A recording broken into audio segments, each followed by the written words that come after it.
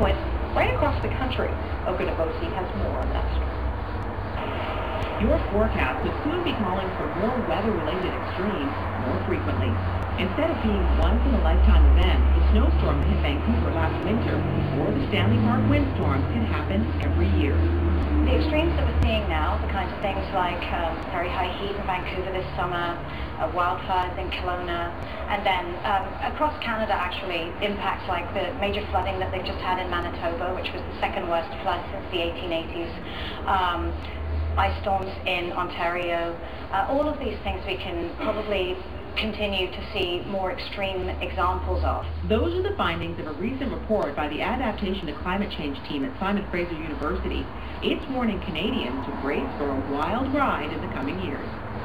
Not only will we see more extreme record-breaking weather, but the interval between the extremes will be shorter, and it's getting hotter too. In the next 40 years, the number of days with temperatures above 30 degrees will rise from 5 days to about 20 in Calgary, from 14 days up to 50 in Winnipeg, and in Toronto, from 12 days up to 35. In fact, this summer, for the first time ever, Vancouver saw 3 consecutive days over 30 degrees. But higher temperatures won't be the only problem. When you have an extreme snowfall like we did last year, one response is, well, global warming isn't happening because this isn't warming. But there's another way to look at it, which is that latent warming that's clearly happening, is being measured, is going to cause what they call global climate disruption. That means an extreme variation from the norm. But what can we do to adapt to these changes?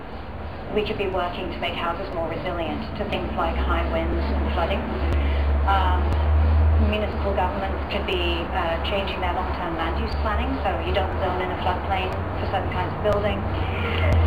She says the more we know about what to expect, the better prepared we'll be to deal with it. For the Weather Network, I'm Ogunabisi in Vancouver.